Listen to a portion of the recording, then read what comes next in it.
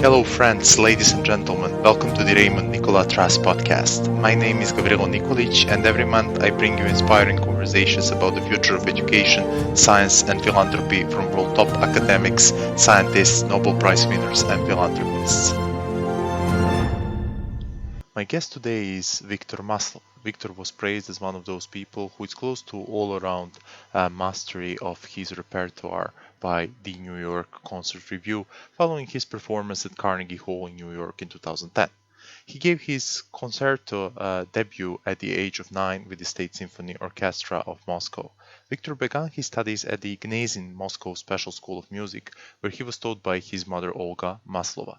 He later became a scholar of the Vladimir Spivakov International Charity Foundation and has received masterclasses from Dmitry Bashkirov for several years. Viktor is currently studying at the Royal College of Music in London as a Carne Trust Junior Fellow.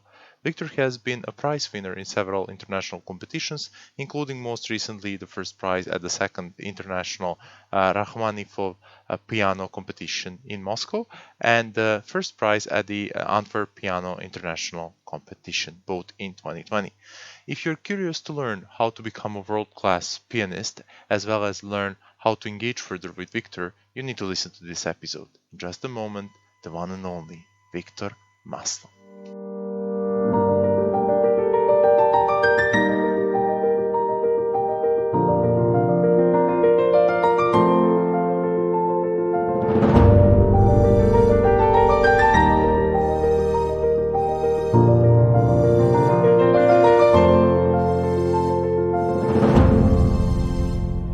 Viktor, welcome to the RNT podcast. Thank you very much for having me today. Let us start with basics. How is it like to live off your music? Well, it's always a very tricky question to ask musicians.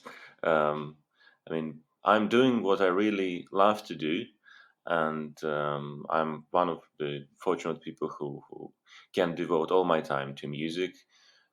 So I can say really, really enjoying that. When did you start taking interest in music? Um, Well, I started playing the piano when I was 4.5, which is quite an early stage. But I cannot say that I was fully understanding what it is to play the piano back in that age. I would say that my real interest, proper one, um, evolved when I was around, let's say, 10 years old. Which is still early as well.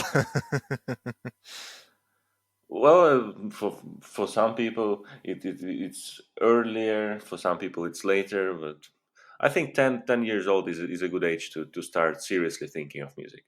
Is that the age when you actively started practicing piano? So at the age of 10? And was piano your first choice of the musical instrument? No, not really. I actively started actually from the very beginning because my mother, who was my teacher, she's a brilliant pianist and really great educator. And I was practicing quite seriously from the very beginning, studying in a special music school in Moscow. And I was speaking about real passion and real personal commission to music, and I would say it started when I was 10. And what was your second question? I'm sorry. Was piano your first choice of the musical instrument, or you took interest in other music instruments as well? Oh, yeah, yeah, yeah. No, I've always been playing piano exclusively. That's quite interesting. So I always imagine that people who start professionally playing music that they experiment a lot, but usually I receive an answer to this question that they pretty much stick to the instrument they originally started to play. Yeah, no, I did some little experiments. I tried guitar and tried violin, but it was so subtle. So I don't think it can be considered as really playing another instrument. No, piano was my focus for forever. Victor, we use this podcast also to deconstruct the way people work, especially people who are world class professionals in their profession. So, my next question goes in the direction of asking you to walk us through one of your regular days. How much time do you spend on practicing, listening, and researching music? I would say my routine is that I'm trying to practice at least for 4 hours a day on the piano. It's quite necessary to keep your hands in good shape, and that's very minimum amount of daily practice. Sometimes it's impossible, of course, to do that much. Sometimes, on the other side, I'm lucky to have more hours, and I try to use that time to compensate. But I would say that 4 hours a day is quite an important amount of time to have. Speaking of listening and researching music, I would say it's not such a daily basis need. It's more occasional thing. Sometimes I just need to listen to some music to check how other people play some plays, for example, or um, to investigate their interpretations, or I just want to listen to a new repertoire, to research new repertoire, to hear that. So I would say it comes on some days, maybe I don't know, 2 3 times a week. There is no system in that. But what is systematic is regularly daily practice on the piano. You mentioned it is quite important to keep your hands in shape. Do you do any specific kind of exercise to keep your hands in shape next to playing piano every day? Not really. I don't. When I was in school, of course, I was playing all sorts of scales, arpeggios, etudes. It's quite an important time to do that when you're in school. Now there's no need in just technical exercises. It's enough to practice your repertoire. But what I do, I warm up before I start practicing. It's quite a short thing to do, maybe, I don't know, 5 minutes in the beginning of practice session.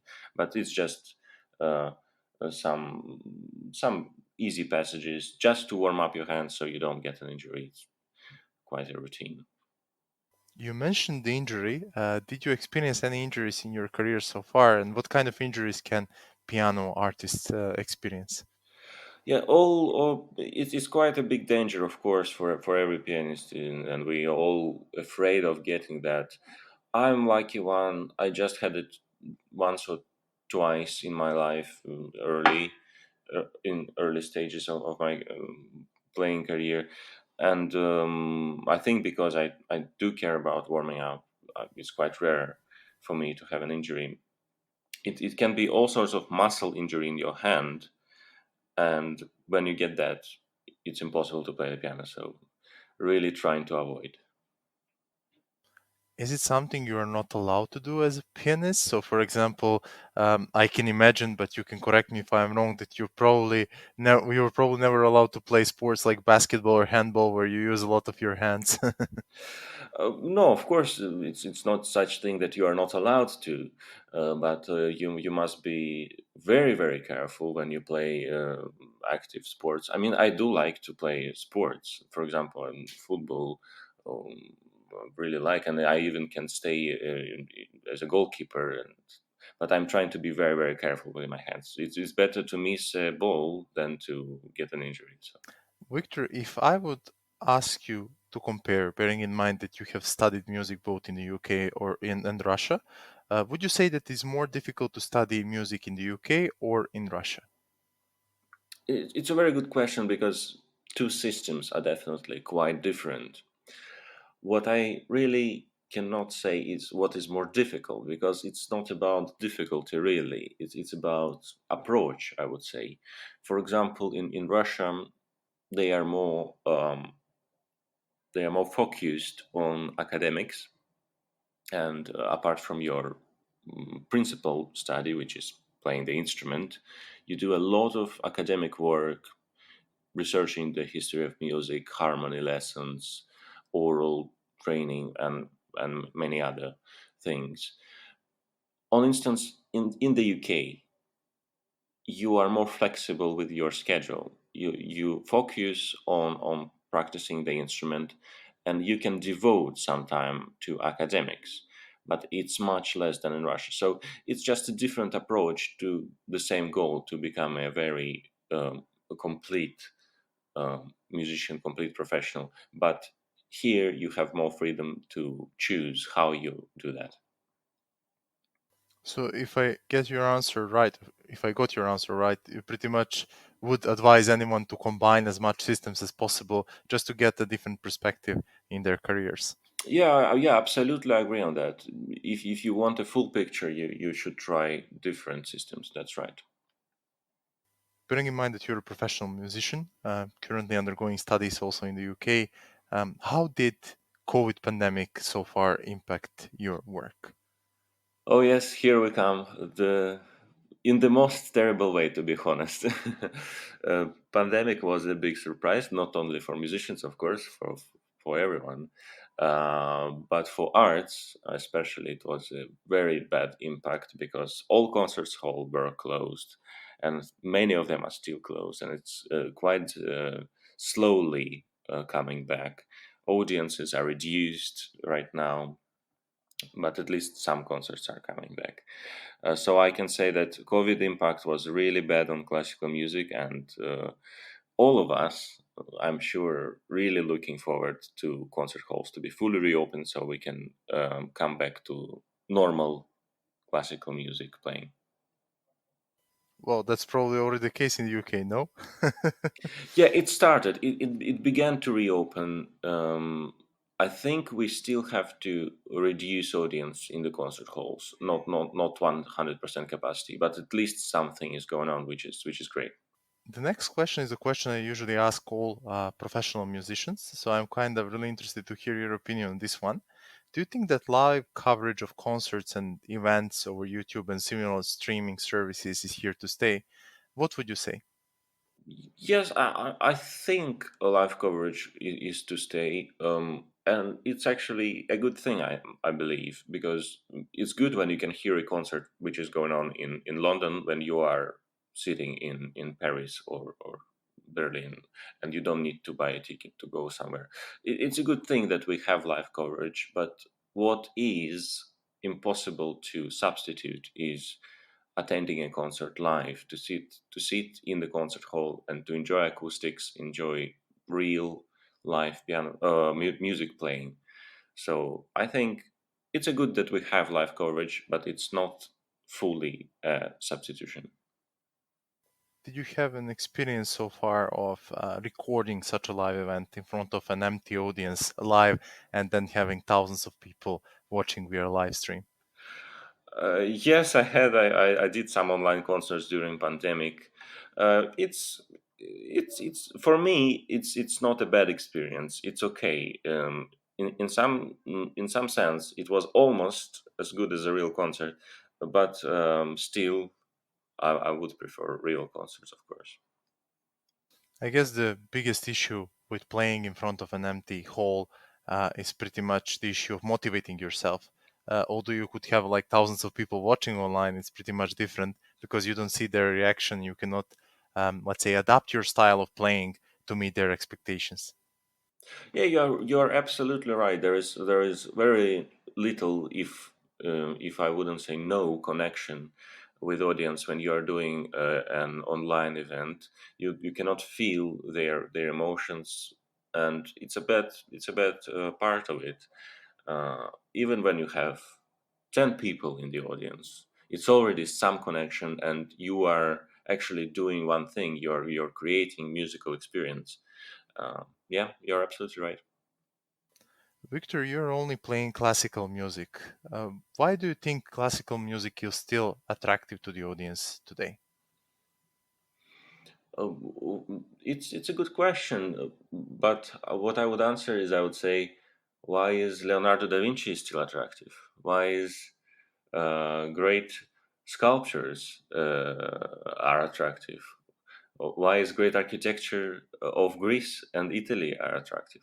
Because it's classics. It's great. It's beautiful, and I believe that people become better when they observe such beautiful art, and that's why classical music is so important, and I'm sure it will stay attractive forever. That's a great comparison you made with the ancient Greeks and with Leonardo da Vinci. It's not something I had in mind before, but to me, it's always an interesting question to ask people why they find classic music attractive, bearing in mind that music changes every day.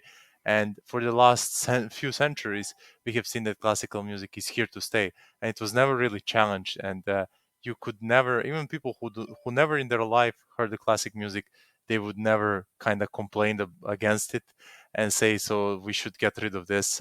They're kind of, okay, this is here to stay. It's something that has been with us for centuries. So it's kind of quite difficult how we as a humankind tend to stick to the music that we, or not only we, but generations before us grew up with. Yeah, yeah, absolutely. I cannot agree more with you. Classical music is such a big part of art that humanity created. So we will never get rid of this. It's just way too important. And on the other hand, I must say that music develops, and of course we have all sorts of new music, from new classical music to new popular music and everything, and it's good. It's evolution, and it's great that we have more options to choose from than people who were before us. So it's all great. You kind of jumped to the next topic that I had in mind to ask you, and that's really great because you already opened the question of how music will develop in the future. And what would you say if I ask you, how do you see piano developing over the next 5 to 10 years? Let's say piano music, I mean. Interesting, because I think that world of classical music is quite conservative by its nature. And really, if you asked what's changed in the last 10 years, I would say that not much change happened, really. We are playing almost the same repertoire on the almost the same, if not the same, instruments. So I would say in 10 years, probably there will not be much change. In 50 years, maybe, but who knows? So classical music is a very conservative place, as I said. So I don't think much change will come. Just some new pieces are coming, some new compositions, but it's quite a slow process. So that will be my answer. That's quite interesting thing you mentioned that there are new pieces of music coming that kind of could be referred to as a classical music. But just out of curiosity, bearing in mind I'm someone who is a lay person when it comes to the entire concept of classical music, what is needed for music to be considered classic? Can you actually remake music that was produced 200 years ago and, let's say, call your art a classic music? Yeah, yeah.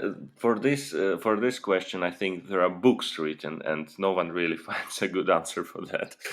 Um, I think some composers, they just declare themselves as classical music composers. Of course, they are not remaking music in the same style that it was 200 years ago. There is no need to. It's already been written in that style.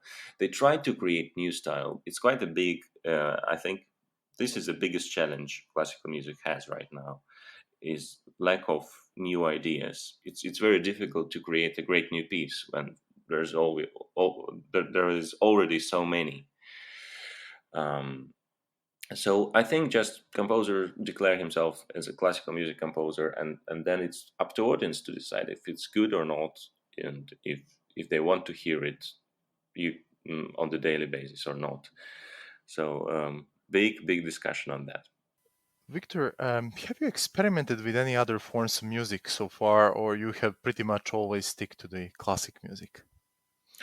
Well, not really. I am sticking to classical music because it's so time consuming at least for me, to stay in shape, to learn new repertoire, to try to develop. Um, so I really focus on classical music. Of course, we all know some jazzy chords and some redemptions of popular songs, but it's not about experimenting with any other styles. It's just knowing some patterns. But really, I am sticking to classical music. What are your personal achievements you're currently most proud of? I'm lucky one to have some good prizes from competitions, and especially last few years were quite good for me in that regard. I got first prizes in Rachmaninoff competition in Moscow, in Antwerp Piano competition in Belgium, and it's just something which I'm really happy to achieve that. And of course, I was really privileged to have had a scholarship in Royal College of Music and to receive a very good degrees, bachelor's, master's, now artist diploma this year. And moreover, I'm extremely honored that a few weeks ago on a graduation, I was awarded the Queen Elizabeth, the Queen Mother Rose Bowl from the college, which is the highest award to a student from any disciplines for my achievements as a student. Um, and of course, on the musical side, I am lucky to have played really milestone pieces of piano repertoire, such as Rachmaninoff Third Concerto, Tchaikovsky Concerto, um, pictures at an exhibition from Mussorgsky. So, really, some things I'm really proud of. Victor, in terms of the future, what are your future goals? Right now, trying to play as many concerts as possible, trying to get recognition in that field, in field of classical music, and of course, necessary thing for any musician right now, to go to competitions, try to get the prize, and so hopefully in 10 years I will have a prize and will have a concerts and will be a happy person.